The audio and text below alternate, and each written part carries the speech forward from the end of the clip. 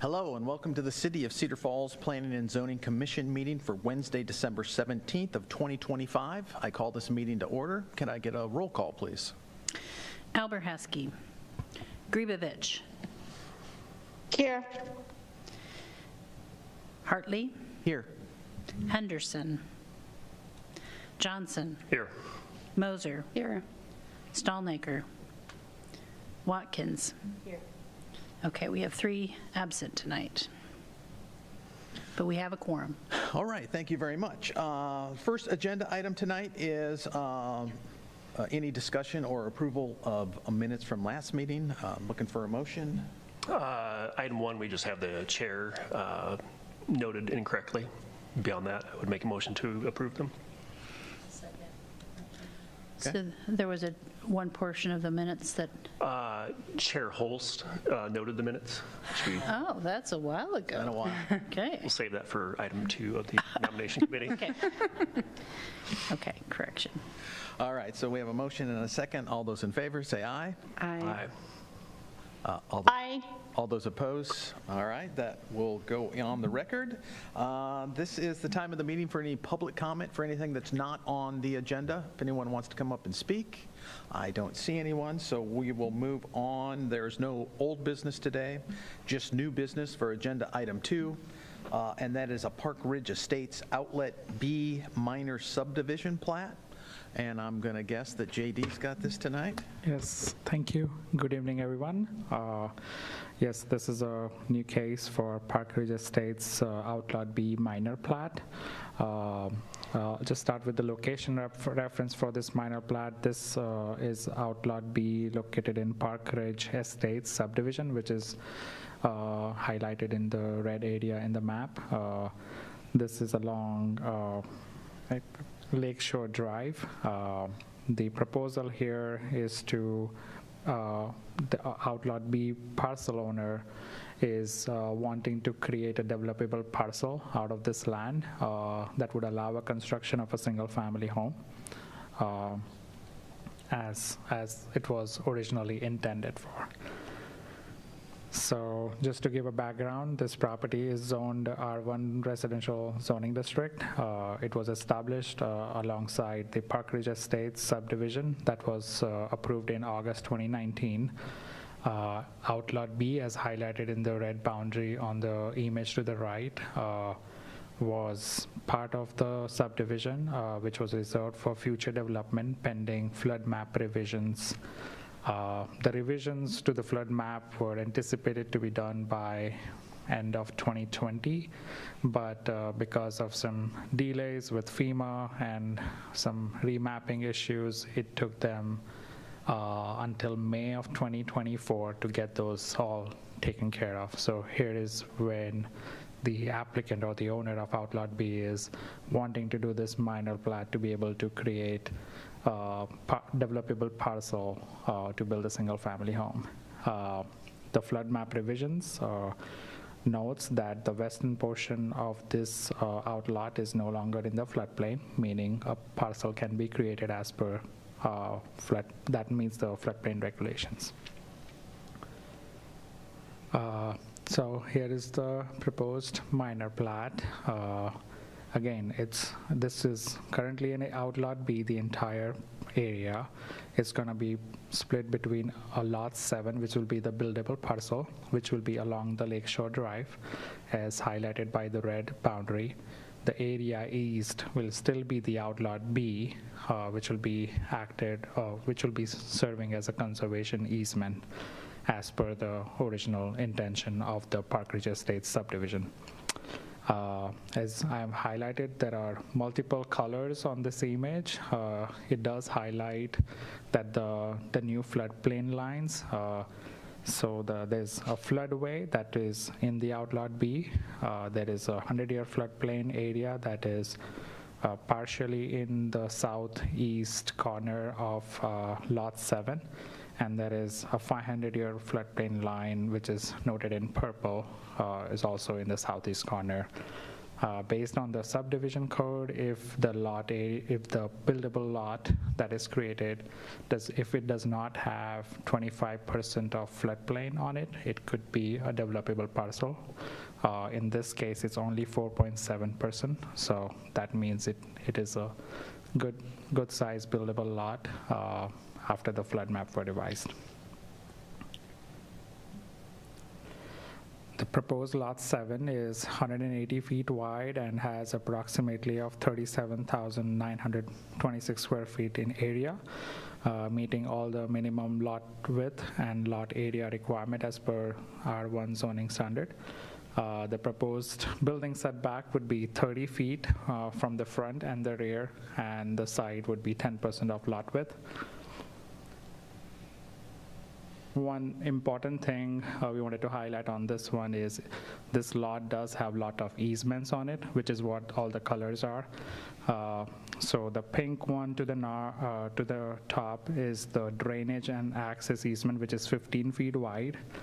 There is a 10 feet public utility easement along Lakeshore Drive that is not in color. There is a sewer easement that is 40 feet wide, but that runs at an angle from west to the east and continues in the Outlot B area. Besides that, there is an access easement to Lakewood Hill Dam structure, which is just south of Outlot B, which is highlighted in yellow. And there is a 20 feet access easement to Outlot H, which is the stormwater basin of the subdivision, all highlighted in yellow. As you can see, there are multiple easements on the property, so we wanted to make sure it is noted. One more thing about the easements is, for ease of future homeowner, staff has requested the applicant to add dimensions of all these platted easements on the lot to provide a better buildable area reference in future. Typically, it's along the property line, and it's, if it's 10 feet wide, it's easy to identify, but at an angle, it's difficult. So for that note, we have requested the applicant to add those dimensions in the plat so someone can identify those. And the other important piece of the easement is no building walls, roof projections, detached structures, fences, landscaping, or other items will not be permitted in any of the easements. So they will still have a huge area to build because the lot is big, but that was just something that we wanted to give a note to the future homeowner. The other thing about the easements is none of these easements are newer easements. These easements are same easement that were platted as part of the original plat, which was Park Ridge Estates. Just like the Park Ridge Estates subdivision, owner of lot 7, which is the new lot, will be responsible for owning and preserving and maintaining the Outlot B, which will be the east of the lot 7. This subdivision has multiple outlots, and this is the same way. They are owned and maintained by adjacent homeowners. Outlot B will be exclusively serving as a conservation easement in accordance with the conservation easement agreement that was recorded with the plat. I did submit the copy of the easement agreement in our packet for reference, and that's why there was no change to that language. Again, there are some technical comments on this. As noted, given the irregular easement lines within lot 7, staff has required the surveyor label the direct and the length of each segment of easement lines to be able to to convey accurate information to the future homeowner. And staff also recommends that a surveyed site plan be submitted with this application. When a building permit is coming in, we need a surveyed site plan that makes sure that it's not encroaching into any easements. And there are some legal paperwork that will need to be signed, including the plat. All of those, this small revisions and the legal paper needs to be signed before this case goes to council, but that is all is pending at this time. With that, staff recommends approval of this proposed minor plat, subject to comments or directions specified by Planning and Zoning Commission and conforming to all city staff recommendations and technical comments. Thank you. Thank you, JD. Does commission have any questions for staff? I have a question. I'm just curious, and maybe this is more for the engineer. Why the lot line is on the west, or excuse me, the east side of the access easement, and why that just wouldn't be part of the outlot? I mean, I understand there's a setback anyway, that you can't build close to the easement, but just curious on why the future owner of Lot 7 would have to, deal with that. Yep, certainly we have developer's engineer here to answer the question, but all I would note is originally when they were trying to create the lot, the boundary was to the west of those easements, but there is a document, the conservation easement agreement that was originally done that had only the east area as conservation easement. So if we had to change anything, we had to change that agreement, for all the property owners. And this way, it made more sense to do it. So it's a legal matter. Got it. We've already established that conservation easement across all those outlots on all the lots here on the east side of Lake Shore Drive. But isn't this property line as part of this new? So that follows the original conservation easement line. And so unless we want to redo that whole thing and re-record it, it's a lot of legal papers and a lot of time to do that. And we have to get permission from all the other lot owners. So the advice of the city attorney, we are suggesting that you keep the lot line the same for that outlot so that it matches that conservation easement. Got it. I didn't know if there was any advantage. The only advantage I was thinking is if the future owner of Lot 7, given that the floodplain, I know it's only 4%, but if they were to have to, because of that 4%, pay for flood insurance, that might be a deterrent. But I completely understand where you're coming from. So just was more curious than anything else. So if the house is not in the floodplain, there's no structure in the floodplain. Right. And so that's up Fair to them, enough. them and their bank, I guess. Yeah, fair enough. What's the decision there? Okay, but- thank you for yeah. answering that. Yeah. Any more questions for staff? Is petitioner here tonight like to speak to this at all? President, if you have any questions. Okay, was there any, I think we're good. All right, thank you. Anyone from the public like to speak to this item? All right, I'll bring it back to commission for any further discussion or a motion.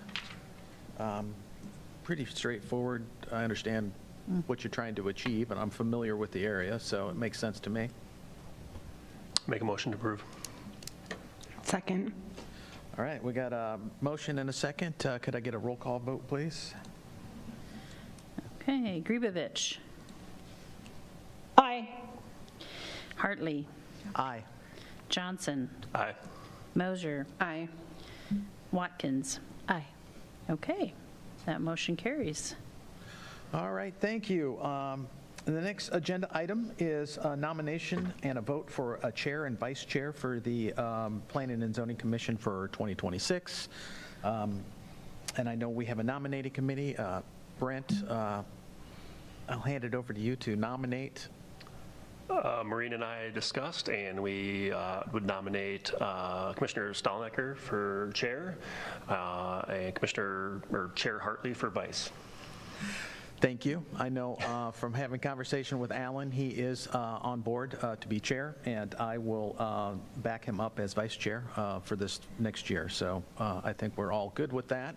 So do we need a motion? Is that a motion and then a second? Need a motion and a second. So you've made the motion to nominate, and we need a second. I can second that. Okay. Okay, we have a motion and a second. All those in favor say aye. Aye. Aye. All those opposed? All right, that motion will carry. We'll have a new chair and vice chair for 2026. All right, that concludes agenda items except for commission updates. So on the commission updates on the agenda, I had listed a tentative date for the presentation of the College Hill zoning update. I think that may end up being shifted to the second meeting in January. We've got all the holiday stuff going on, so we're just trying to make sure we have enough time to get the word out for that. Just wanted to give you a heads up that is coming. That's a big project that we've been doing. And so similar to what we did for the downtown, the consultant that's been preparing the code language would give a presentation here at the Planning and Zoning Commission, and then our intent is to hold an open house meeting after the Planning and Zoning Commission, so people can ask questions, and we might have some boards out. I don't know exactly what the consultant is planning to provide for the open house, but that's the intent, so that people can ask questions. And then the draft will be available for a little over a month for public review, so people can review it, and we'll be having some meetings with the same stakeholders, businesses, developers, architects, residents in College Hill that we had originally, provide an opportunity for people to ask questions about it and make comments of it before we go into the formal review of those code amendments. So that's just a little highlight of what's to come. But we'll let you know exactly when that date is, but just hopefully by the end of January. All right. All right, well, thank you very much. That would conclude all agenda items. I would entertain a motion for adjournment. So moved. Second. We got a motion and a second. All those in favor say aye. Aye. Aye. All those opposed? All right, motion carries. Meeting is adjourned. Everyone have a great evening and have a great holiday. Thank you very much.